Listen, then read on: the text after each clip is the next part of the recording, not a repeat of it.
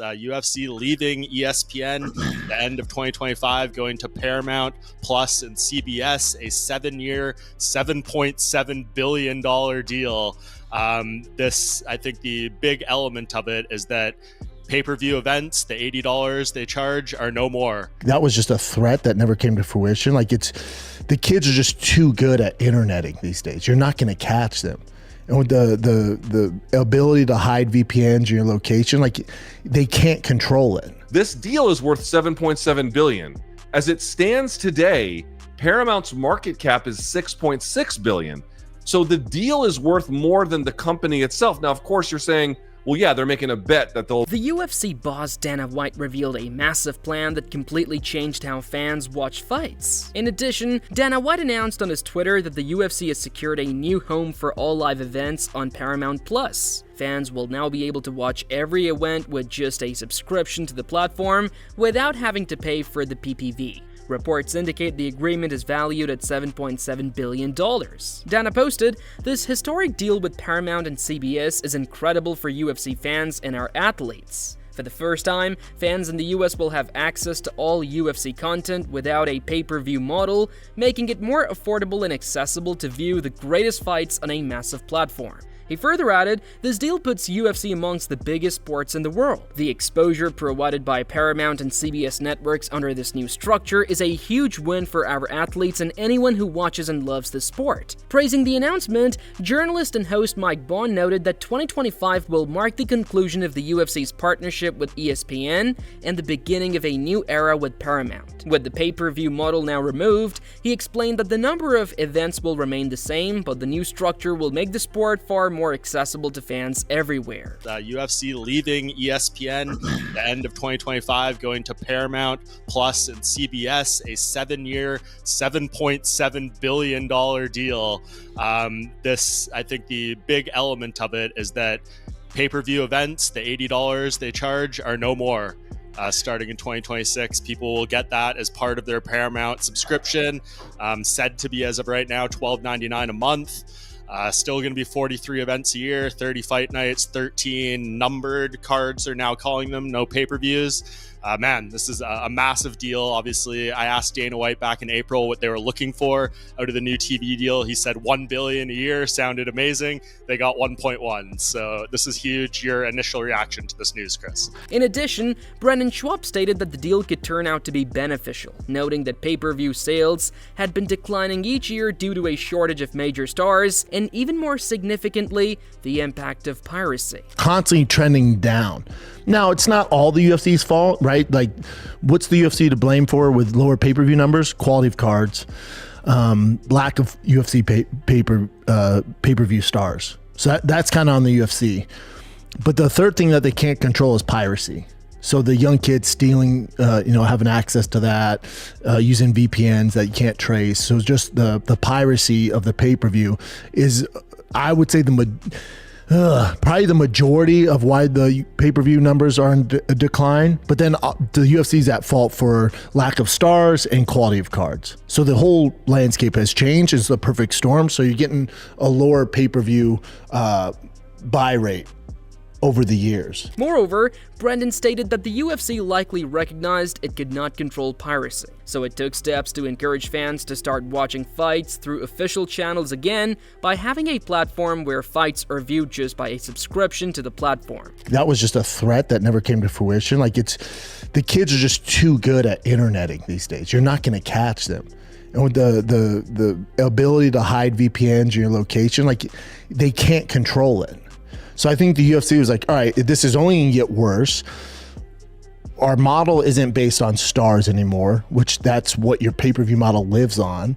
So it made sense to go with the pay-per-view model and just do one price on Paramount Plus, and then you get it free on CBS. And I'm hoping that they're doing that in order to grow the sport because, again, it is what it is. The numbers are down in America. Building on that, Luke Thomas stated that he does not see the reasoning behind removing the pay-per-view model, noting that it was how the UFC began in 1993 and had long been a primary source of revenue for the promotion. However, he acknowledged that with growing competition from other organizations and the high cost of pay-per-view for fans, the shift may have been inevitable. It is how it has made. I mean, if you grew up in the, pre and certainly the post Ultimate Fighter era, pay-per-view was everything. It was the dominant way in which they made money. It certainly is. The numbered events are still marquee events, obviously. That hasn't changed necessarily, but it's been the linchpin of that business for basically as long as it's been around, perhaps up until recently, but the costs have obviously been a lot. And as we know, UFC is not the only combat sports game in town. Boxing is in pay-per-view, BKFC is in pay-per-view, and all the different, Misfits boxing and everything else. All these different things are, for the most part, in one way or the other, often behind pay-per-view, not exclusively, but often. And it just becomes overwhelming, and piracy has become itself, as a consequence, overwhelming. Furthermore, Luke stated that the removal of the pay-per-view model is a major win for fans, as it makes watching UFC events far more affordable than before and makes the process of streaming fights easier. It's on this level alone, BC, on this level alone, the end of pay-per-view is a monster W for, I think, the fans. And I kept paying pay-per-view. I know a lot of folks didn't. There was one time I certainly had to pirate when the UFC 301 was a mess behind ESPN Plus's paywall. I'm sure everyone on some level has pirated now and again, which speaks to that point. But not having to pay extra beyond what you had to pay for ESPN Plus, because remember, you had to pay that subscription fee plus what it cost on that end. In addition, Luke highlighted that the current market capitalization of the UFC is $6.6 billion, making the new deal worth more than the company's total value as it stands today. This deal is worth $7.7 billion. As it stands today, Paramount's market cap is $6.6 billion. So the deal is worth more than the company itself. Now, of course, you're saying, well, yeah, they're making a bet that they'll make on the back end, through the life of this deal, than they will, paying essentially upfront for it. Yeah, fine. I'm sure that's the gamble that they're making. But if you just do the math, and again, not all events are created equal, they're getting basically $25 million an event. That's the average, wow. $25 million an event. Interestingly, Chris Weldman admitted he was surprised by the announcement, as he had expected the UFC to partner with either Netflix or Amazon Prime. He pointed to the massive numbers generated when Mike Tyson fought Jake Paul on Netflix and imagined the potential impact of UFC events were broadcast there. To be honest, I was a little shocked. The word on the street was there was this battle between Netflix and Amazon Prime, on who was going to get that deal. And I thought that was cool because we've seen with the Netflix deal when Mike Tyson fought Jake Paul, those numbers were insane. So then you just think like, what would it be like if you had all the UFC fights on Netflix? Like, it would be insane. Paramount, however, emerged unexpectedly with a deal worth $1.1 billion annually over 7 years, a figure he doubts could be matched. He emphasized that the agreement is a huge win for both fighters and the fan base, predicting a significant drop in illegal streaming and a major increase in viewership through Paramount. So like a Paramount kind of came out of nowhere, but when you come with $1.1 million a year over 7 years, is it? I don't know if that could be beat. I don't know if those companies are going to be coming with that type of money. So I think it's huge for the fighters. I think it's huge for the fan base, because the fans have had to pay for ESPN Plus, and then they had to pay the additional, $80 per pay-per-view. So now it's going to be more likely we're going to have way less illegal streaming and way more people really tuning in to Paramount. So I'm excited about it, and I think when you do new deals like this, I think the UFC puts a lot of pressure on themselves to really open with bangs and just make it like the coolest possible. Additionally, Chris Weldman pointed out that the pay-per-view model had been a major source of income for champions, often giving them the chance to earn life-changing retirement-level money. He questioned how that aspect would be handled under the new deal, as it had long been one of the biggest financial opportunities for title holders. And another thought that comes to me is, as a former champion, it was always, the goal was always to become a champion, because when you become a champion, you get a percentage of the pay-per-view buys. Yes. And that's how you really make the real money, the retirement type money when as a UFC fighter. So I'm curious on seeing like if that just kind of goes away. That's not the big goal for the fighters anymore. Maybe it's something else. Maybe it's just being a champion isn't the number one goal, and it's just about maybe getting the most views and the world we're in now, just becoming as famous as possible on social media and with streaming and stuff like that. Or is there these bonuses and these elements? Weighing in, MMA Guru stated that the figures involved in the deal are staggering, adding that the agreement with Paramount came as a major surprise and was completely unexpected. Absolutely insane, the number, and the fact that it's with Paramount as well is also a bit of a curveball. People weren't thinking it was going to be. That came out of nowhere. Fans in the US, because this isn't all of it. We've got a lot more to go through in today's video because there's a lot more components to this deal. Fans in the US will have access to all UFC content without a pay-per-view model. No more pay-per-views. Now, I know what you're going to say. Real UFC fans over the past year know there hasn't been a pay-per-view since UFC 300. But now there's no more. Moreover, MMA Guru added that he had expected the UFC to hope Jon Jones would remain active for a fight with Tom Aspinall to secure a Netflix deal. He speculated that Jones' retirement may have led Netflix to back out of the negotiations. The UFC and ESPN partnership is over. That's crazy. I never thought the UFC ESPN partnership, well, I did think it was going to come to an end, but I didn't think it was going to come to an end in the way of Paramount Plus. That was out of nowhere. I thought that they were deep in the depths of praying Jon Jones would stick around for the Aspinall fight so they could get a Netflix deal done. Maybe the fact that Jones retired, Netflix just went, yeah, we're out, kid. We're done. You can take Paramount. Or maybe Paramount just forked up a shit ton of money. I can't remember the name of the company that forked out a shit ton of money for South Park recently. It might have been Paramount. MMA Guru humorously praised the deal by noting that the UFC secured it at a time when many fans believed the promotion was at its lowest point. He highlighted that before significant moments like Ilia Toporia's victory over Charles Oliveira, average fans often expressed dissatisfaction with the state of the promotion.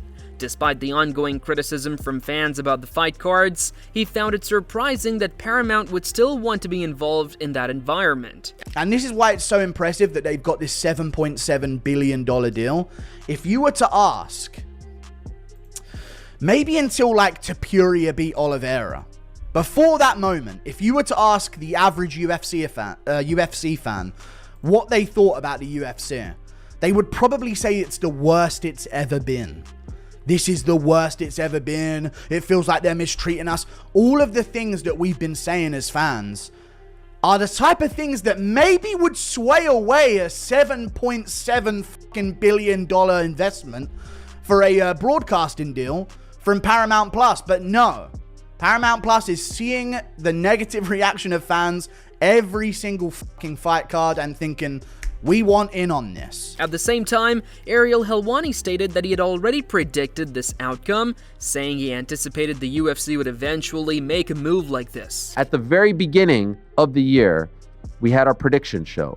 And my vote, and I'm not trying to say that I was right, but my vote for what was going to be the biggest story of the year in 2025, as far as the UFC was concerned, was their rights deal. It was coming to an end here in the United States, only in the United States. It was coming to an end with ESPN at the end of 2025. They signed a deal back in 2018 with ESPN. Initially, it was a deal that was going to start in 2019. It was going to be a 4-year deal. In the early portion of that deal, they extended it for 2 extra years. In addition, Ariel stated that many are celebrating the end of the pay-per-view era. He noted that Mark Shapiro, COO of Endeavor, had told CNBC that pay-per-view was finished. Pretty good deal. I would take that guarantee. And so people are celebrating the fact that pay-per-view is dead.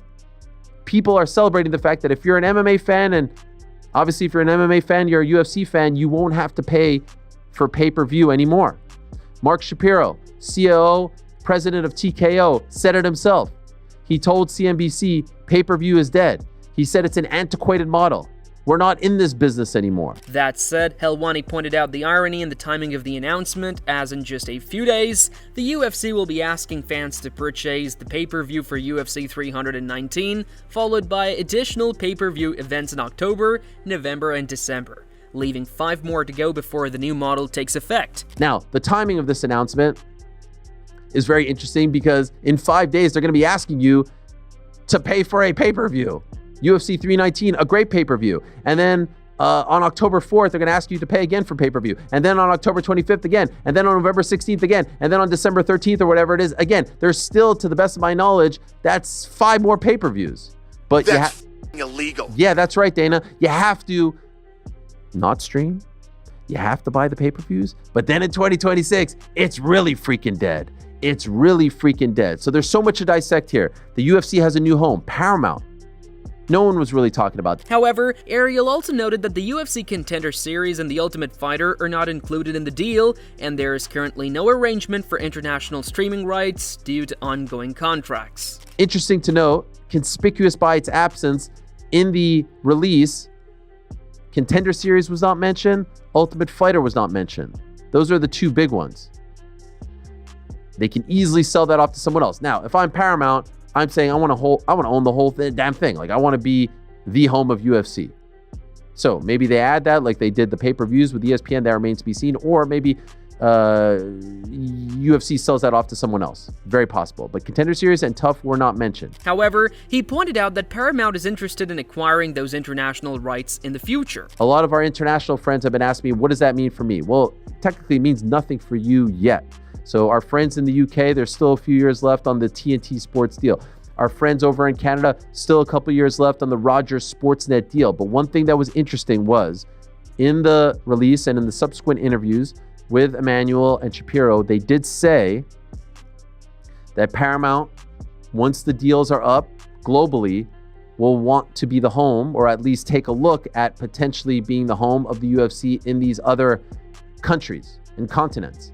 And so one thing that I did notice was that they'll have a 30-day window to have first dibs, essentially, at getting these before they either re-up with their existing partner or shop it elsewhere. The Weasel stated that regular Fight Night cards will likely draw similar numbers to before, but the marquee events are expected to be huge, potentially bringing in over 5 million viewers for each one. Paramount Plus, you just get the subscription, you can watch every single card. It's a lot better. And because of the affordability, they are generally going to have way more viewers for the fight cards. I think the regular Fight Nights are going to be relatively the same, or even less, because ESPN has a larger audience for sports, whereas Paramount Plus I think is more about movies and shows and stuff like that. So the regular Fight Night is probably going to be somewhere around the same, if not less of the viewers now, but the marquee events are going to be massive. Like, I can imagine those get like 5 to 7 million viewers for every event. I mean, if we remember, when Cain Velasquez fought Junior Dos Santos on the first Fox card, it got over 5 million viewers live on average, and it peaked at 8.8 million. So I can imagine something similar once they bring those pay-per-view cards to Paramount. On the other hand, the Weasel pointed out that Dana White mentioned plans to deliver 4 massive cards each year, but the cost of doing so could lead to lower quality Fight Night events. He explained that if the UFC saves its top fighters for those stacked cards,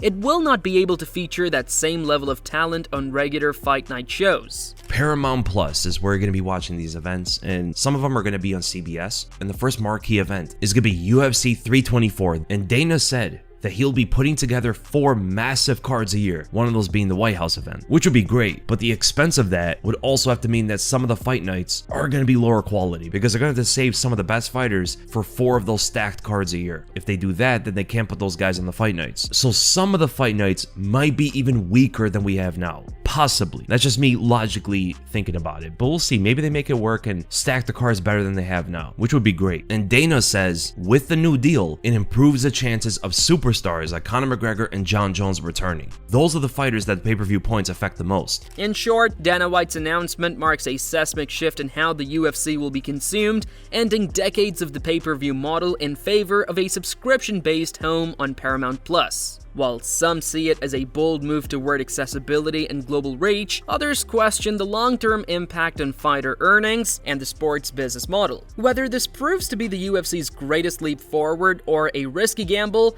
one thing is certain: that 2025 is set to usher in a new era for the fight game, and the eyes of the combat sports world will be watching closely. The pay-per-view era is ending. Is this the UFC's smartest move yet, or the start of a risky experiment? Let's hear your verdict in the comments section down below, and make sure to like, share, and subscribe. Hit the bell icon so you never miss a beat, and we shall see you in the next video with more exciting updates.